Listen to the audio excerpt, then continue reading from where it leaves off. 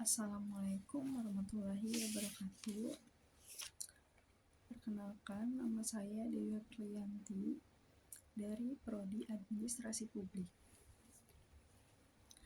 Nah, di sini saya ingin menjelaskan materi pada pertemuan ketiga mata kuliah Kebijakan Kependudukan. Langsung saja, sifat-sifat kebijakan kependudukan. Sifat kebijakan kependudukan dibagi menjadi dua, yaitu kebijakan langsung dan kebijakan tidak langsung. Kebijakan langsung adalah kebijakan yang langsung mempengaruhi penduduk dan memiliki dampak yang jelas. Contoh dari kebijakan langsung adalah keterbukaan pendidikan. Kebijakan ini langsung mempengaruhi penduduk dan memberikan akses yang lebih luas ke pendidikan, sehingga meningkatkan kualitas penduduk.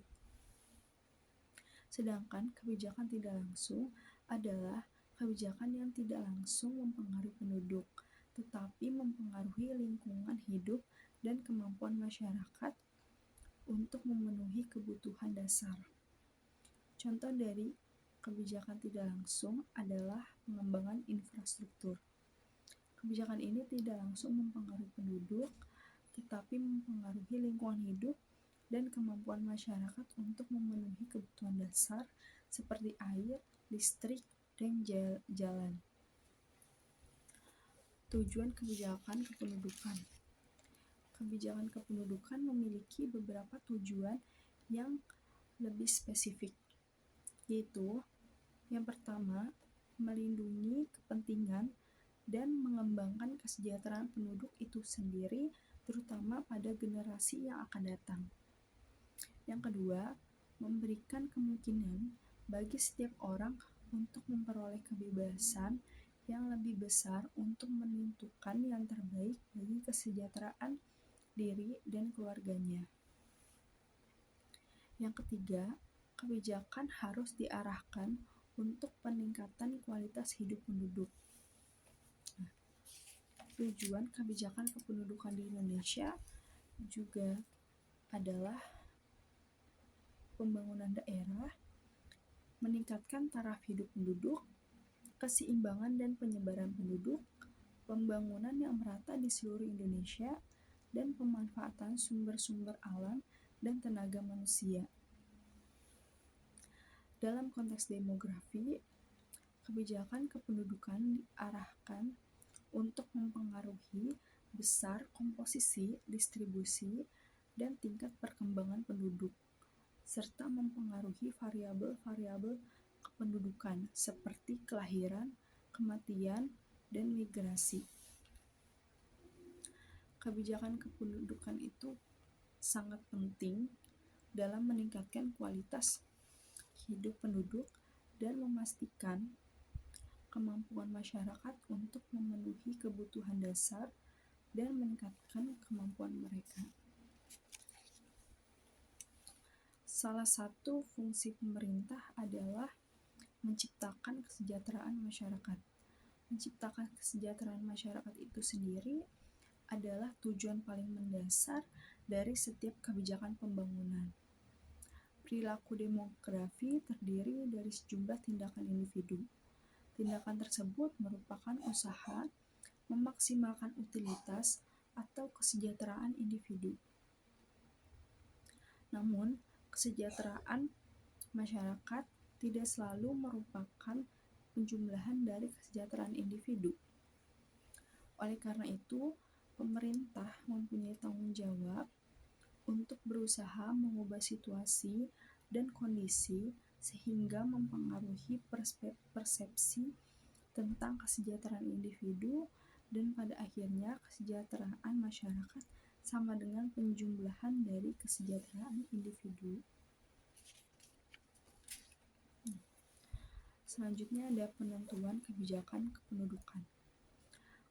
Hal-hal yang harus diperhatikan dalam penentuan kebijakan kependudukan ada 4, yaitu kualitas penduduk, stabilitas sumber kehidupan penduduk, kelangsungan adanya lapangan kerja, dan standar kehidupan yang baik. Nah, yang pertama tadi ada kualitas penduduk. Kualitas penduduk ini merujuk pada kualitas sumber daya manusia yang tersedia dalam suatu masyarakat. Kualitas penduduk dapat dilihat dari aspek pendidikan, kesehatan, dan kemampuan lainnya. Kebijakan kependudukan yang efektif harus mempertimbangkan kualitas penduduk untuk meningkatkan kemampuan dan potensi masyarakat. Yang kedua, stabilitas sumber kehidupan penduduk, yaitu kemampuan masyarakat untuk memenuhi kebutuhan dasar.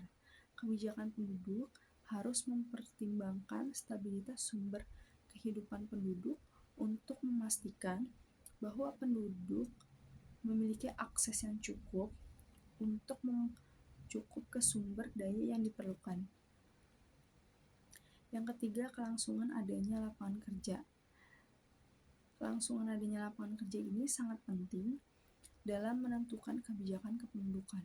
Kebijakan kependudukan harus mempertimbangkan kemampuan masyarakat untuk memiliki pekerjaan yang stabil dan menghasilkan pendapatan yang cukup untuk memenuhi kebutuhan hidup. Yang keempat dan terakhir, ada standar kehidupan yang baik.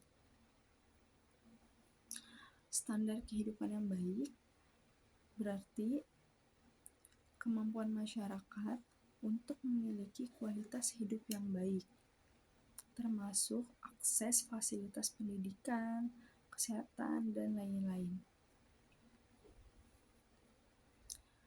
Kebijakan kependudukan yang efektif harus mempertimbangkan beberapa hal yang tadi dijelaskan dalam penentuan kebijakan kependudukan, seperti kualitas penduduk, stabilitas sumber kehidupan penduduk, kelangsungan adanya lapangan kerja, dan standar kehidupan yang baik. Nah, untuk meningkatkan kualitas penduduk dan memastikan kemampuan masyarakat untuk memenuhi kebutuhan dasar dan meningkatkan kemampuan mereka.